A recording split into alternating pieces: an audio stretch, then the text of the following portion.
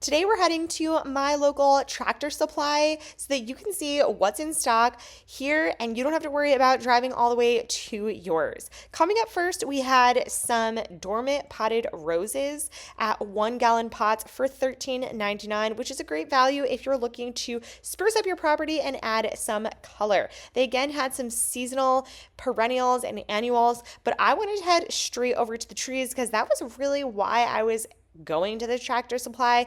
And honestly, I was a bit disappointed. They had a lot of really great full sun flowering trees that I think will be great if you're looking to add color and flair to your property. They also had a nice crabapple here. All the trees were coming in at $39.99, which I do believe is a great value for these trees. Lowe's came in a little bit more expensive in my area at around $50 to $60 per tree, depending on the type of tree that you were purchasing.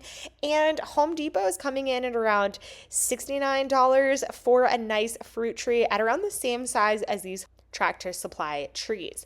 So honestly, pretty good value, although the selection at Tractor Supply was fairly lacking. The only fruit trees that they had in these larger pots, larger sizes at around the 4 to 5 foot tree was a bunch of apple trees, some of which I had never even heard of. There was a Honeycrisp here. The quality of the trees was very nice. I thought they had a nice, strong center tree stemming out, and they were starting to have some leaves. So value-wise, really great price if you're looking for a good apple tree.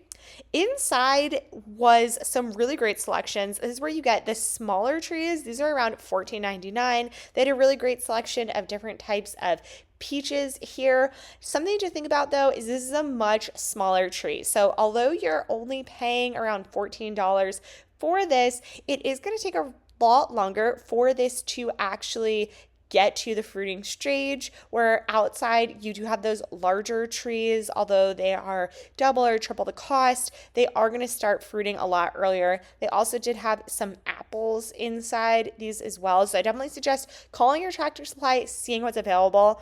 When I called and asked about these $14.99 ones, they actually said, oh, the sticks? Yeah, let me see if we have those right now. So even Tractor Supply employees do know that these are not the greatest.